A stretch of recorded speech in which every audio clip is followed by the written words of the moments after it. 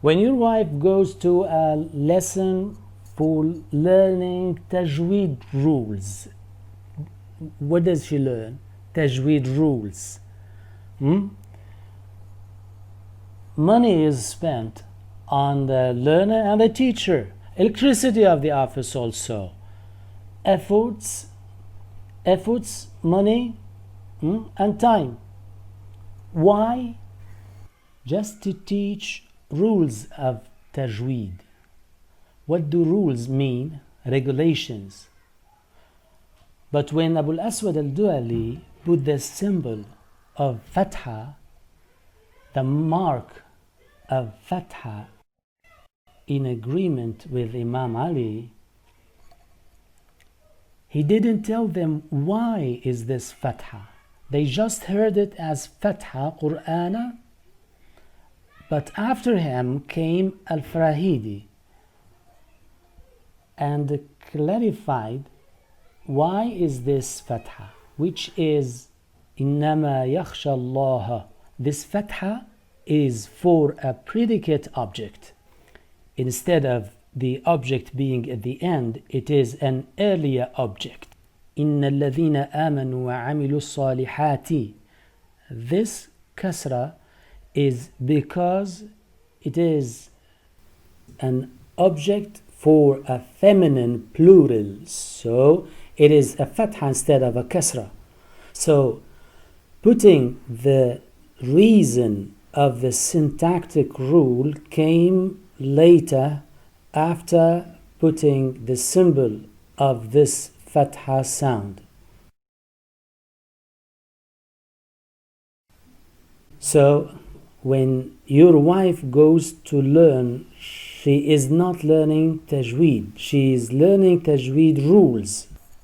What does that mean? When it's one of the letters of Yarmalun after the second noon, so it is assimilated, idgham. This is similar to predicate object with a fatha mark, which is a reason. But when Abu al-Aswad al-Duali put the fatha, he put it so that you read it as a fatha. He didn't tell them why it is a fatha, because the sound is there. Then Al-Farahidi put the rules of syntax. Then he regulated it. What does this mean? It means he put rules for this. So for 1,400 years, your wife, for example, with her friends, goes to learn and spend time and efforts on the learner and the teacher. But he teaches them tajweed rules. Why the second noon in كأن لم is not pronounced? Because it is followed by one of the letters of Yarmalun. So it is assimilation, idgham. This is a reason. But now when you recognize the gray color of the noon, you see the gray color, so you don't pronounce it. Same as the fatha for Abu al-Aswad al-Duali, when he put it as fatha so that you read it as fatha. We mean to say the following, and here is the shock. We want to say if there has been someone earlier 1,400 years ago, Allah inspired him and noticed this point, that knowing the reason of the rule either for tajweed or syntax is something and performing it is something else. So performing is an obligation. If your wife reads the Quran and says طه ما أنزلنا عليك القرآن instead of al-Qur'ana, you tell her that it is wrong. And if it is written dhamma instead of fatha, you tell her that it is wrong. She should know that it is a fatha and read it as a fatha. She doesn't need to know that إِنَّ الَّذِينَ آمَنُوا وَعَمِلُوا الصَّالِحَاتِ الصَّالِحَاتِ, the kasra is instead of the fatha because it is a predicate object with a kasra instead of fatha. This is collective obligation. Depending on that, we should point to something very important regarding to Mصحف al-Tajweed. We mentioned that this Mصحف is not in a place of auditory conveying. We fully understand that the role of the teacher sheikh is completely preserved, which is correcting the performance of tajweed. For example, when the ta has 3 dots above, it turns into tha letter. The teacher, the sheikh, he teaches that this letter should be performed like this. So, writing distinguished between tha and ta, but voice performing distinguished how it is pronounced.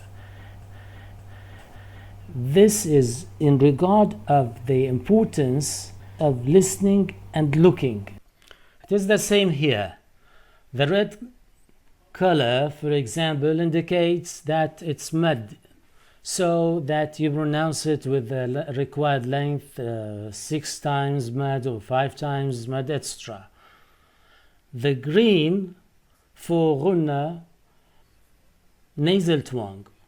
Who is going to correct the tajweed performance, and who is going to teach you correct pronunciation of tajweed? The one who is going to do it right, the teacher, the sheikh. The green noon indicates that it is ghunna, nasal twang, but the sheikh teacher with his voice recognized it for you that it is performed this way, and so on for the rest of the rules. Depending on that, the role of the teacher, the sheikh, is required and preserved, but he should notice that teaching rules, whether it is tajweed or syntax rules, clarifying the reason is something, and performing the fatha or dhamma and clarifying the reason is similar to clarifying the reason of tajweed rule. Here it is idgham, here is ikhfa, here is mad, etc. The important thing is the performance, not reason. So when we say it is collective obligation, it is performed by some people, but the individual obligation, it is obligatory for every Muslim. And as Ibn al-Jazari said, that leaving the tajweed is a sin. Why? Because it is conveyed to us like this by tawatur, frequent circles. By the way, it is very important to say a very important note. We didn't mention the Caliph Uthman ibn Affan, may Allah be pleased with him, and his great role in unifying the scripts of the Quran, because it's not our aim to mention each caliph and his role. Our aim was to clarify the stages of scribing the Holy Quran. So, mentioning Uthman ibn Affan, may Allah be pleased with him, is another topic. We were concerned in mentioning the stages of scribing the Holy Quran.